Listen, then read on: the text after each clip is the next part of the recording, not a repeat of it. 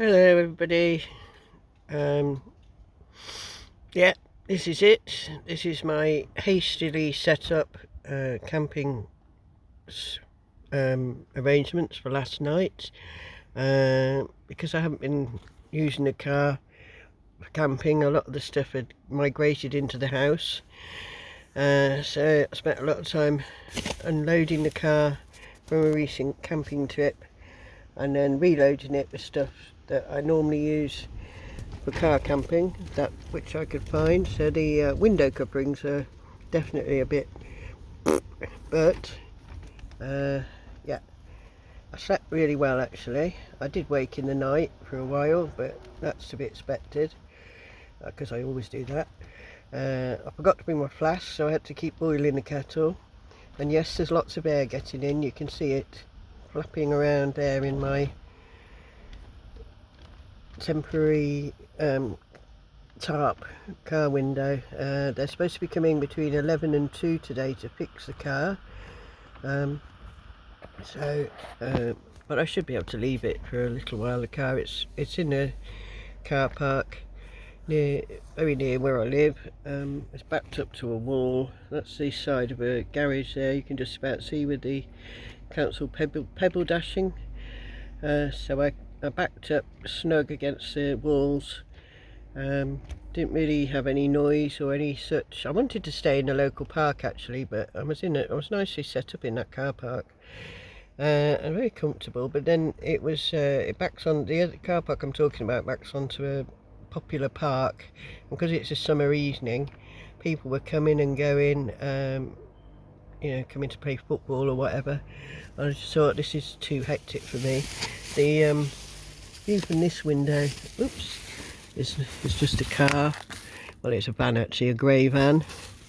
But yeah, I would normally be in a lay here watching the birds in the trees from my bed through the back window, and I'd normally put some bird seed and bread and stuff out for them to encourage them to visit, and then it's just as good as lying in your tent, I think. But I haven't had to pay 20 quid for the pleasure. My toilet, I won't show you, is a little Tupperware box with a lid. I've got my coffee, tea, everything there. Obviously the large blue roll. I've got everything I need in here. In a minute I'm going to find my teeth. I have a top plate, and then I can find a bag of crisps to eat for breakfast, and then it's just a wait really for the water glass person to come. We're expecting rain about 11. Not as heavy as I thought it was going to be, but obviously that tarp's not brilliant. You can see there's a few holes in there. Autoglass said to wrap the back window with cling film.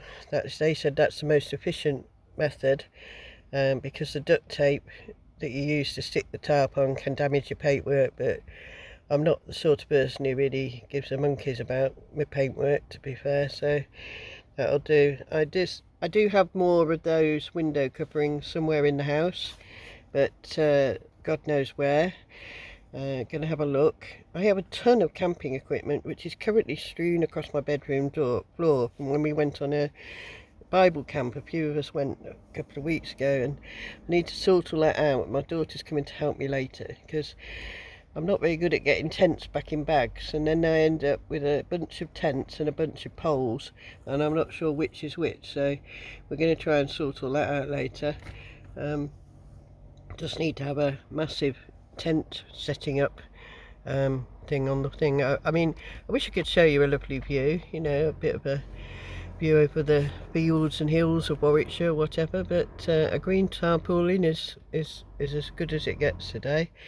But I'm very grateful nobody disturbed me in the night. I didn't have to use my axe after all, purely for warning purposes, obviously.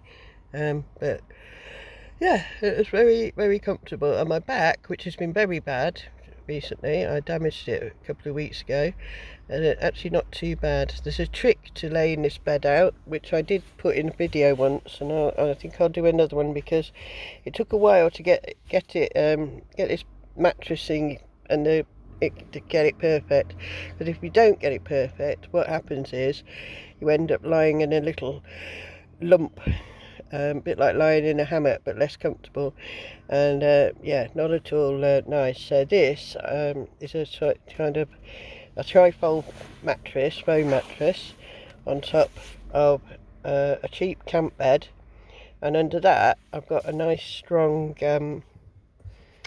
black heavy duty box with a lid, which I've got, plastic box, which I got from Halpers actually. I think it's about 18 quid, and because it's so strong and it just fits under, it actually provides some support for the back area of me. Yeah, so I highly recommend that system, but it did take me a while to perfect it, so there were a few very uncomfortable nights until I got it right. But now that I've got it right, it's brilliant. And of course this will it'll all fold up and just go in the back if I need to use the back seats for when I'm giving people lifts, which I seem to do an awful lot. Yeah, but I know there's controversy about stoves. I know there is, and somewhere I've got a fire blanket. I know I have, but the point is the fire blanket should be somewhere where I know I can grab it at a moment's notice, and it will be again.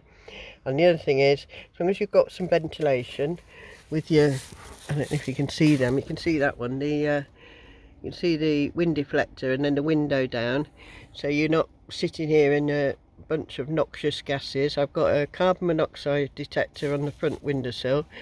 As soon as there's some air coming in and out, and you've got a fire blanket in case, you know, then you're perfectly safe, you know, using a camping stove. And I'm just somebody who if I wake in the night at 1, 2, 3 a.m. whatever, I'm not going to get back to sleep until I've had a nice hot decaffeinated coffee. I just know I won't. So yeah, better to make life more comfortable for oneself, I believe, than just lie there suffering.